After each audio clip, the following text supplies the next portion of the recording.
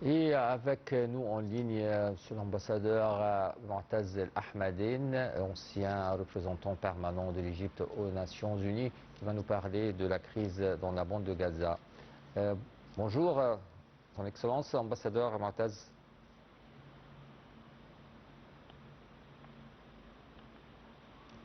Ambassadeur Moataz El Ahmadine avec nous.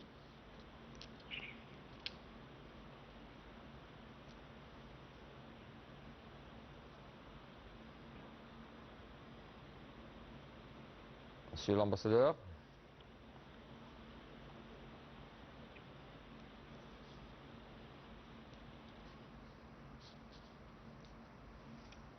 Je vois qu'il y a un problème technique. On va appeler une autre fois l'ambassadeur Moataz El Ahmadine pour nous parler de la bande de Gaza. On va continuer maintenant notre journal pour la Syrie.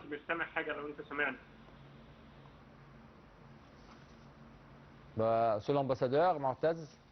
Oui, maintenant je vous écoute. Vous m'entendez alors.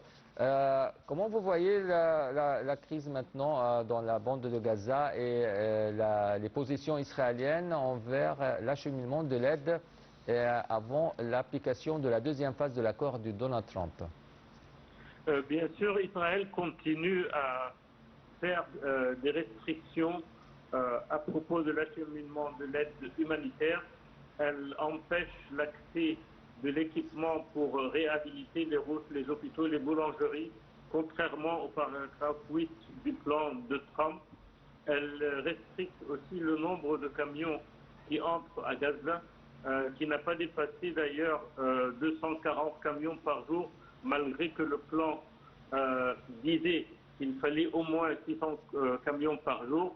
Mais par contre, l'Égypte et les autres pays arabes et musulmans continuent à faire la pression et ce qu'ils peuvent pour aider nos frères et voisins palestiniens à Gaza.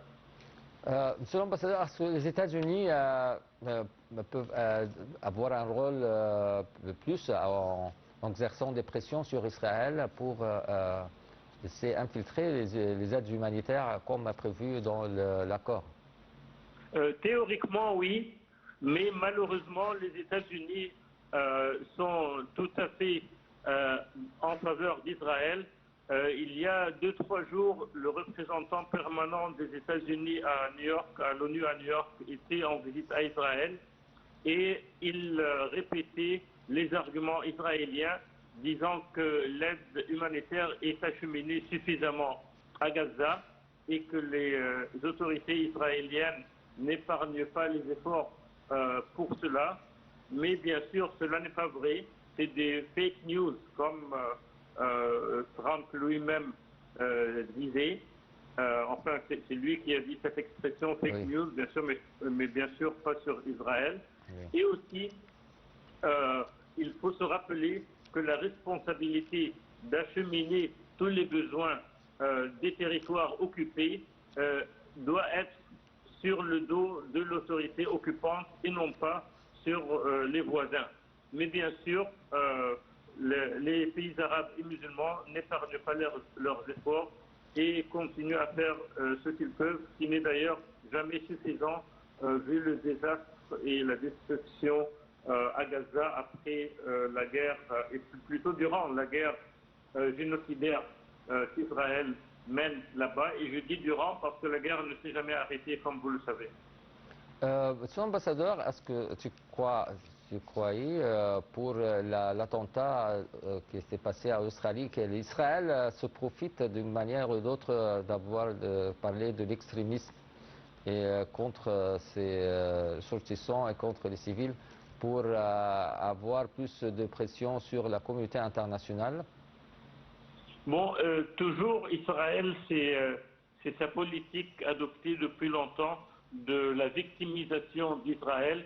Mais bien sûr, l'attentat dont vous parlez s'est passé il y a à peut-être plus de 5000 kilomètres d'Israël et il n'y a pas de relation directe avec ce qui se passe au territoire occupé, et plutôt même s'il y a de la haine ou de la dévastation, c'est à cause de ce qu'Israël fait. Mais bien sûr, tous les attentats doivent être condamnés, mais ne doivent pas être utilisés pour des raisons politiques comme le fait Israël Comme le et fait Israël. les autorités politiques. Quand même, toutes les institutions musulmanes et les pays musulmans ont condamné bien sûr cette attaque sanglante et qui ne représente Monsieur pas Ramoussani, l'islam du tout.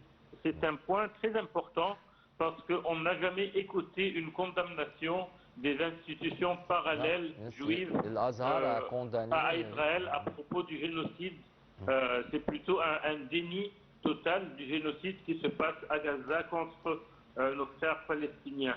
Exactement. Et je vous remercie pour poser ce point qui est très Oui. important, comme je le disais. Exactement. Monsieur l'ambassadeur Moataz Ahmadé, merci bien pour tes explications et ton intervention avec nous dans le journal. Et mesdames et messieurs, on continue maintenant avec